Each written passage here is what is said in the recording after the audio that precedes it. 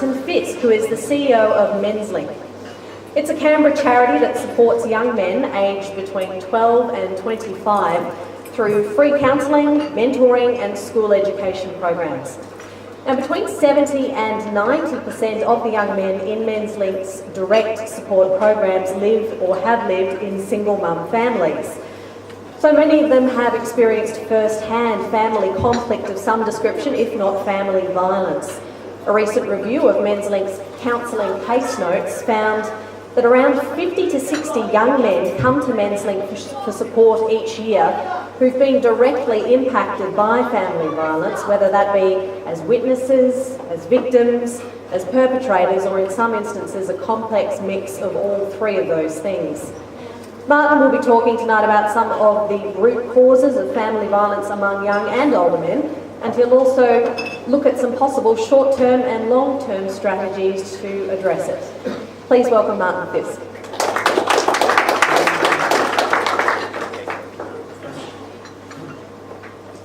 Thank you, ladies and gentlemen. Over the last 12 months, about 20% of the young men aged mostly in their teenage years were exposed to and affected by family violence.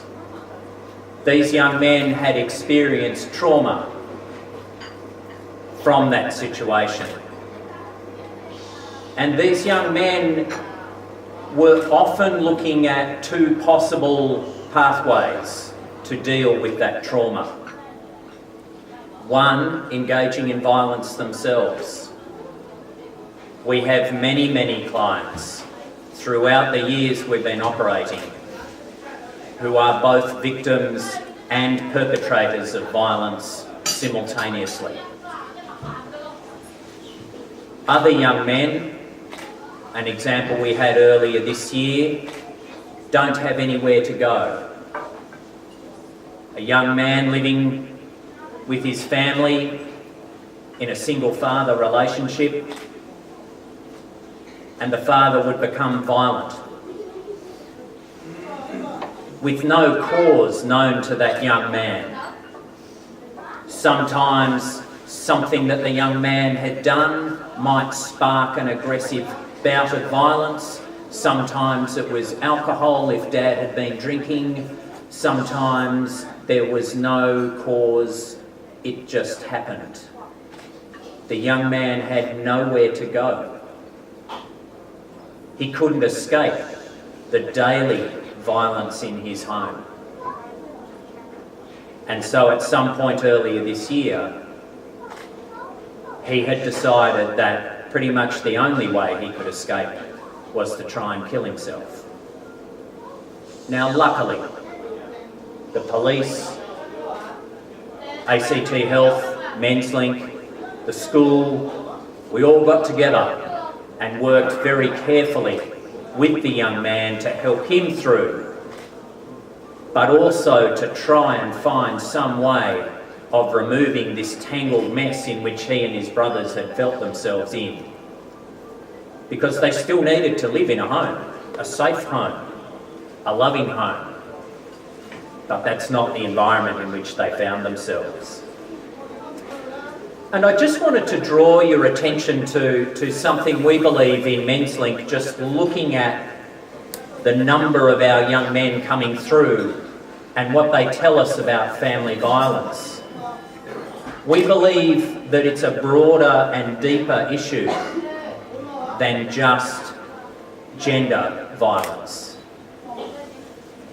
And at the National Family Violence Summit that Michael Costigan put on earlier this year, I had the privilege of talking to two survivors of some of the most horrific family violence.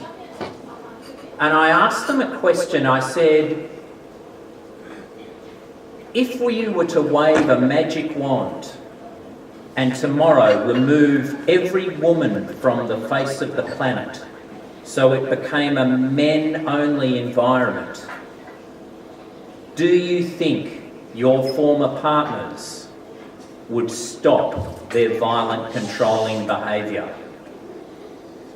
And they thought about it for a while, and then they came back and said no, they'd just find another victim. And for anybody who thinks it is just about gender,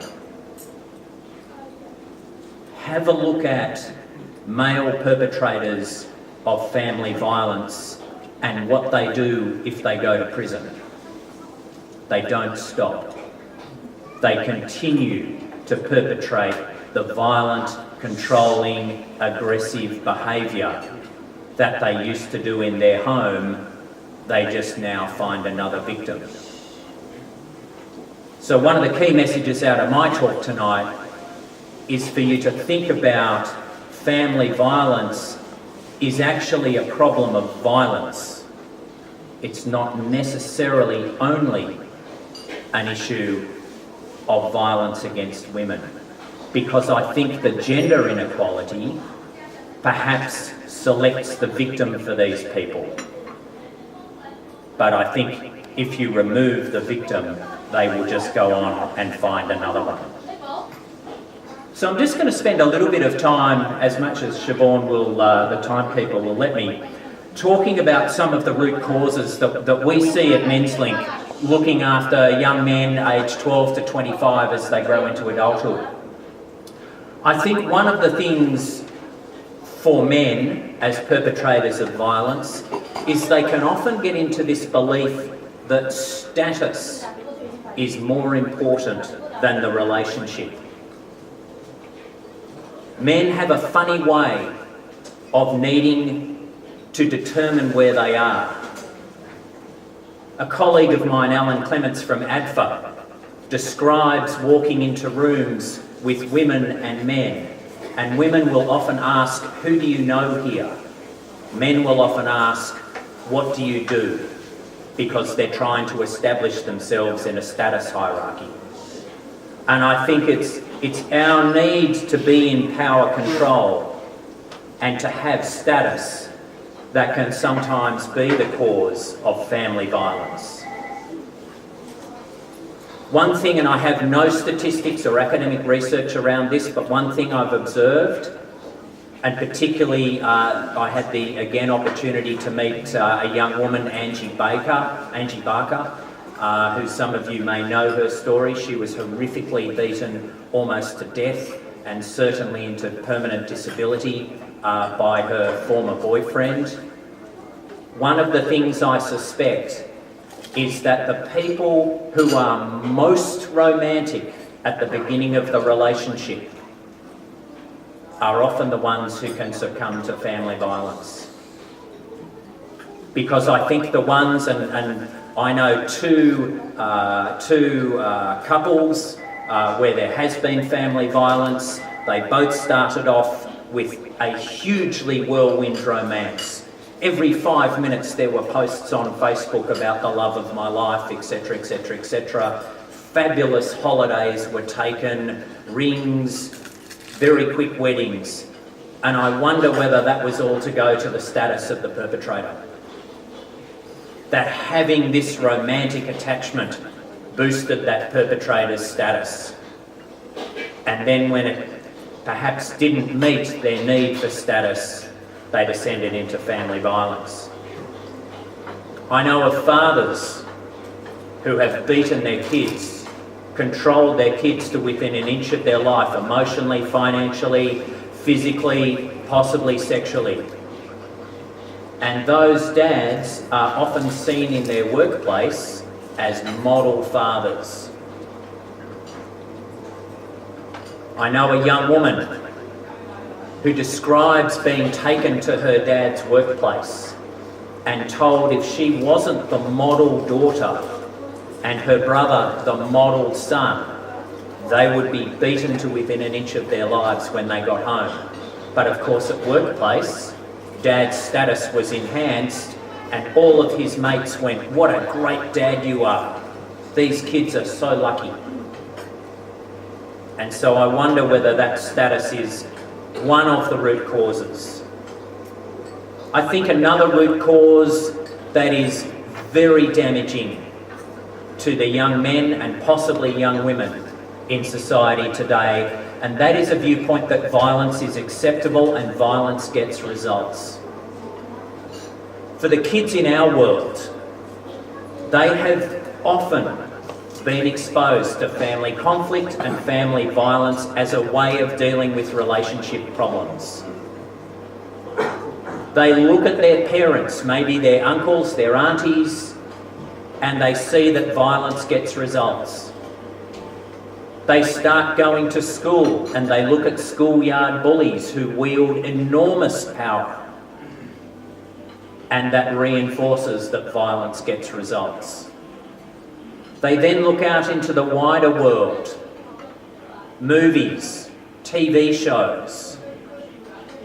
I'll ask you a question. When was the last time that you saw a movie that would appeal to a teenager where the hero didn't use violence as their primary means of resolving a conflict or achieving a goal?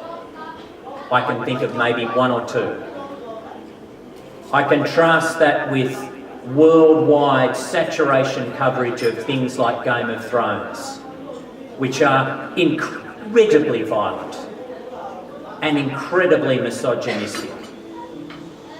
What sort of impression is that giving our vulnerable young men?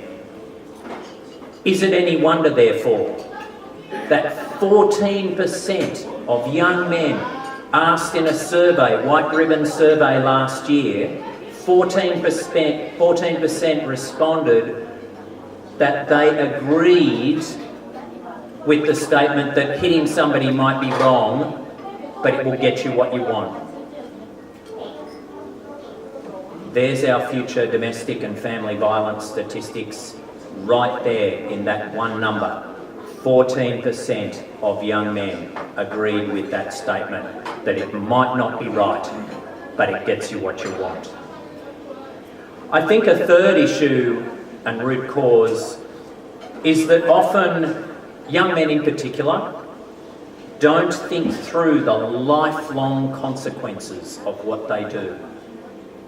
Possibly adults as well. They feel something's wrong, they feel threatened, they feel ashamed, and they go out and hit. They haven't learned the control of their emotions. And control of your emotions is a learned behaviour. So it is something we can teach people, but it's difficult. It's not easy to control your emotions. And again, whether it's in a family violence situation or whether it's at the Academy nightclub or Mooseheads on a Saturday night, we see too many people feel attacked, their ego feels attacked, and they lash out with violence, not thinking for a minute about those lifelong consequences. And I think I've heard in perhaps a couple of forums, alcohol was involved, or mental illness was involved. I'm sorry, but unless somebody is psychotic, mental illness or being drunk is not an excuse. And I talk both professionally and personally. As a youngster, I would get written off so that I couldn't remember what I was doing on alcohol. I've had mental illnesses, never hit anyone. There is a choice that we need to really teach our young people here, that they can choose not to hit, that they can choose not to be impulsive, that they can choose not to control. Whether they're drunk, whether they're depressed, feeling anxious or whatever, it doesn't matter. They can still be a good human being. Finally, and this is something I think we can and are working on in the short term, because I think the solutions to all of the others are very long-term solutions. In the short term, one of the problems I see is that people engaged in family violence think they can get away with it. People engaged in one-punch assaults up until recently thought they could get away with it, and haven't CCTV cameras done a wonderful job in possibly addressing that issue? And I think the police, the government in raising awareness, community organisations, and all of us as a community can fix this issue where people think that they can get away with it. I had a young man once who bailed his mother up and put her in a situation where she was shaking and in tears. And I asked him, mate, what were you doing? And his excuse, like so many young men and possibly older men as well, his excuse was straight away, she made me do it, she was in the way, I had to get to here and she shouldn't have been there. It was her fault. And I said to him, mate, what if one of your customers at work in exactly the same situation had acted like your mum? What would you have done then? And he thought about it for a bit and he said, oh, I would have walked around her. I would have done something different. I would have done a different task or come back to it. And I said to him, so you have control. You can make a very conscious choice at work not to engage violently, but you chose to engage violently at home against your mother because you thought you could get away with it. I'm telling you now, those days have gone. You cannot get away with it. If you do that again, that is called domestic violence. You can get arrested, you will go to jail, and I've got to tell you, that's not a good place to be. And you know what? He's never done it again. And I come back to this is some of the work that I think we can do at Menslink as a community, both government, community organisations and just members of the public. We can make violence uncool. Think if we could make violence in the same social category that smoking is today. I grew up as a teenager, smoking was the hippest thing you could do. Now it's the dumbest thing you can do. What if we could make violence like that? What if we could make self-esteem not reliant on status, control and power? And what if we can just reinforce that message through gender-based training and education from a really early age, that you can have control of your emotions, that you don't have to hit, and you can stop it now. Thank you very much.